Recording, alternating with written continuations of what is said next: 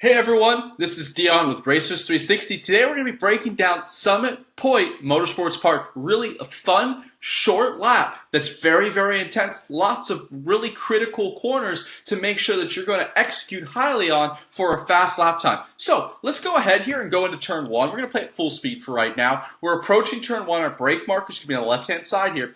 It's going to be critical in this section because our brake markers here on the outside, which is typical. We want to pick those up with our peripheral vision, but by now we need to be looking in for the apex. If you're still looking for your turn-in marker or even your brake marker, your eyes are too low. So make sure right now your focus, your vision is pointed in down to the apex point, and you're going to be picking up those brake markers with your peripheral vision. The brake marker is obviously going to change a lot depending on what type of car you're driving. We're going to find most drivers are going to be around this floorboard in this section. You can see this is where our drivers starting to hit the brakes really hard on the initial brakes here, and then immediately trying to start lightening up on those brakes so we can execute on a nice trail brake. We want to be trail braking deep into turn one so we can get that rotation and get the exit out of here. So pretty good turn-in marker is going to be about a car length past where the access road here starts. You can see our drivers moving their hands up to the wheel. Just a small note as we look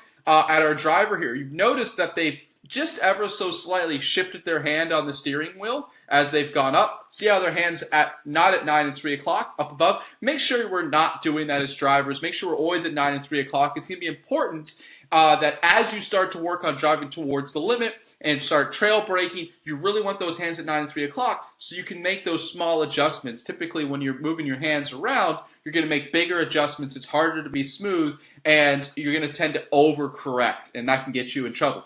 So as we go a little bit farther forward here, you can see we're going to be apexing decently late around this corner. Really, it's going to be at the furthest out part of this curve. So really our apex point will come in here, and we want to make sure we're not getting the throttle any earlier than that. See how we're still turning our way down to the apex? We don't want to be picking up throttle. We want to be trail braking all the way down to this point. And as we get down to this apex point near the end of this curve, as we can start to unwinding the steering wheel, that's where our throttle will start to come in here. So make sure our eyes are looking up for the exit. Right here, we're going to start to apply the throttle. Let the car be free. Get out to this exit curve. So use all of the track so we can maximize our exit and get a really strong run all the way down to turn 3. So turn 3 is going to be a really fast left-hand sweeper. It's going to be really important to get our eyes up through here because we're going to be really focused on rolling entry speed. So the access road here to our right-hand side is got to be a pretty good landmark for us to look for. Let's go ahead and watch this one speed full time. One time by full speed. There's our apex using all the road on exits. So you can see it's a fast left-hand sweeper here. What we're in on right now is you'll see here just past the end of this access road, you can see it's roughly about car lengths. The car length past it. We're going to start our turn-in point. We're going to want a pretty firm initial brake, but we've got to be coming off the brakes pretty fast here. So starting trailing off already, and we don't want to be apexing the start of this. We really want to apex more the middle of it. What's going to happen is if you are apexing too early, you're going to tend to pick up a big understeer on exit because the car angle at the apex is looking very much this way. We want to have a nice slow turn-in point so that we can apex roughly about a car length later, and then our car angle is going to set up to where we can start opening our hands as early as possible. So as we're coming into the apex here at turn 3, we also want to be very careful of where we're going to pick up the throttle again.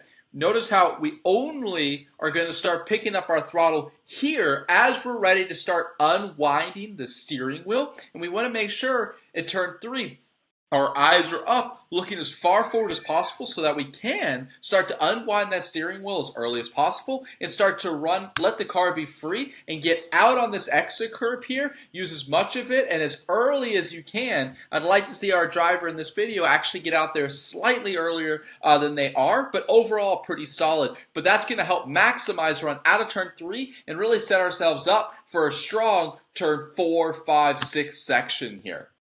This is very much a sequence of corners, so it's important really a fast lap from here all the way through turn 9 is going to start right here. So Don't worry about sacrificing any speed here through this next corner to set up for the left-hander. Roll as much speed as you can.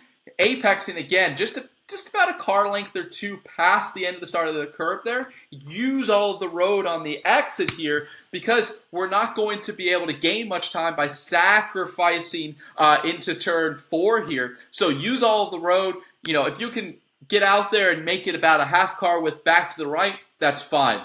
Nice trail break into here. Again, we don't want to be getting back to throttle until we can start to unwind the steering wheel. So trail braking light through this corner. Get that rotation right here as we're getting ready to start unwinding the steering wheel. This is our throttle spot. I like to use all of the track here because you have a little bit of time. I don't care as much about getting all the way back to the left. Our driver's in a pretty good spot here. They're about 3/4 of the way back over to the left. That's solid. So this next section is going to be critical. We want a light brake, trail braking. We're apexing about mid-curve, so really work on a slow turn in here. And what's critical here is getting your eyes up and starting to unwind the steering wheel and using all of our track to the left here to set up for really the next right, left, right section here. So we want to be trail braking until we can start to unwind the steering wheel, start to unwind here, get out to that exit curve, use all the track. Notice how our driver here isn't using all the track to their left. Let's take a look at what's going to happen through the next section. So because they don't open all the way to the left, that's going to make this next right-hander tighter than it needs to be. So at this point now, and we're going to see our driver catch the car in front, but that's just because they were driving a little bit closer to the limit of the car, not because they were executing better. You can see how the car in front has a car angle that's looking more in this direction, where right now our driver is going to have a car that's looking more in this direction, which means this next right-hander is going to be tighter than it needs to be because they didn't drive all the way out to the left. So what we're going to see here is if they're going to try to roll good speed, notice how they can't keep it all the way right here, and that's going to hurt them through the next left-hander because we do want to be pretty much all the way to the right here.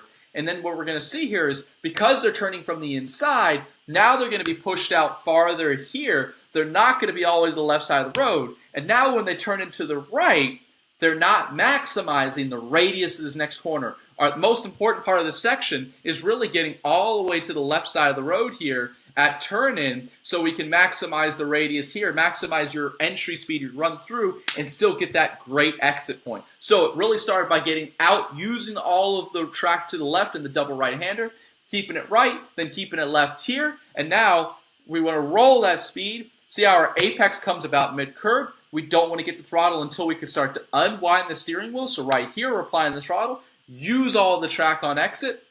And now we're going to set up for the final corner.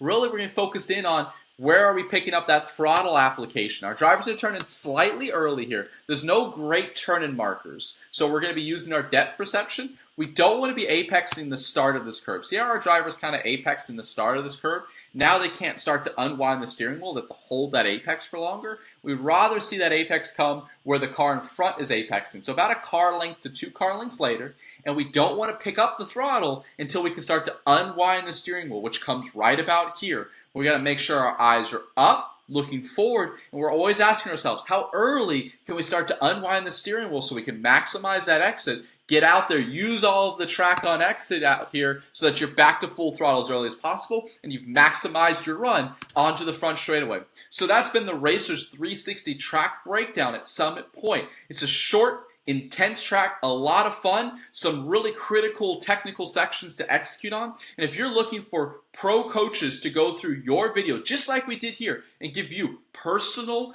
coaching starting at only $99, well, go visit Racers360.com where you can upload your data, your onboard video to our coaches remotely. And guess what? When you come to us, you'll be working with the very best coaches in the business. Memo Gidley, Mike Skeen, Jade Buford, and many, many more pro coaches are going to be there and help you on exactly what you can do, your priorities to find lap time and drive safer. If you've got any questions at all, email us at team@Racers360.com or just go visit Racers360.com to learn how we can help you find time and drive safer today.